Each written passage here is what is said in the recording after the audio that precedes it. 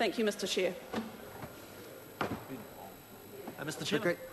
The Honourable Nick Smith. Mr Chairman, pleased to speak on vote environment, and actually find it somewhat extraordinary that the only members taking calls are members from the government, which I think is a real endorsement of how good a shape environment policy is progressing.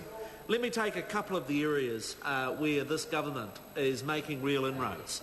The first of those is in respect of fresh water. I think it is broadly acknowledged that New Zealand needs to take a significant step up in the way in which we are managing New Zealand's freshwater resource, a resource in which New Zealand is very richly blessed. We're doing three particular things in the area of freshwater management. The first is that we are implementing the new National Policy Statement on freshwater that came into effect on the 1st of July.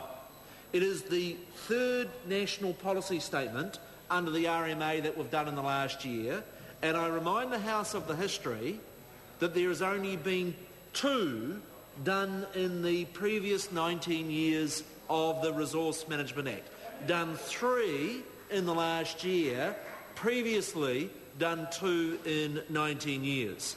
Now, the fact is that there are freshwater bodies around New Zealand that we do need to make an investment in to clean up.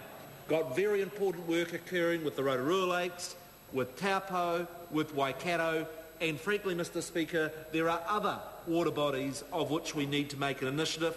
This budget provides for an additional $15 million, bringing the government's total investment in freshwater cleanups to $265 million. Just to put it very squarely about the level of importance this government gives to fresh water, we are spending 5 times as much on freshwater cleanup programs as the previous government. 5 times as much. And then we've got the very important collaborative work occurring with the Land and Water Forum, and there's a big piece of policy work that the government needs to do over the next 12 months to make sure that we've got the full framework that's needed to ensure that we better manage that fresh water. Mr Chairman, I also want to talk about clean air. That goes to the core also of New Zealand's clean green brand. And I was delighted last week to release the results showing that New Zealand's air in terms of particulate pollution is at its cleanest since records began. That is, for the last 10 years, been monitoring the level of particulate pollution. It's its best ever with the new National Environment Standard we've got to meet by 2016 and by 2020. And the part that's so important in that regard, Mr Chairman, is actually investing in the practical measures that will actually clean up air. And this budget provides for, over the 3 years of this term, we will have spent $26 million on the practical work to convert households to cleaner air. That is 12 times as much, Mr Speaker, 12 times as much as was spent in the previous term of Parliament.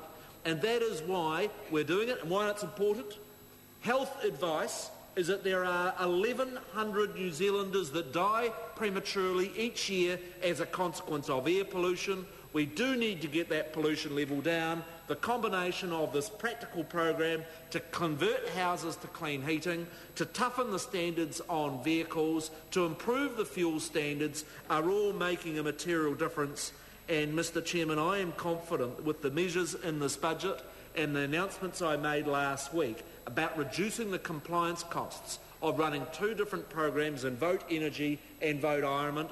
In Vote Environment, we're able to convert another 1,250 homes over and above those I've already spoken of over to clean heating. Again, is going to help make sure we get that progress in meeting those standards by 2016 and by 2020.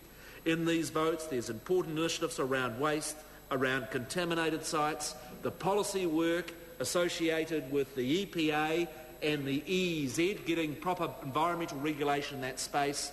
That is all the work that we are doing with the Ministry for the Environment to really make sure that New Zealand lives up to that clean green brand with the sort of practical environmental approach that we are taking with our blue-green agenda that is being consistently advanced around clean water, clean air, contaminated sites, waste and the like.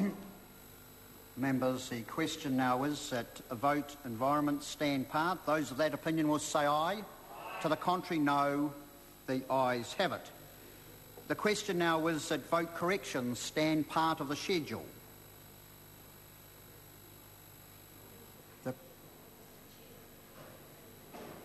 I call Jackie Dean.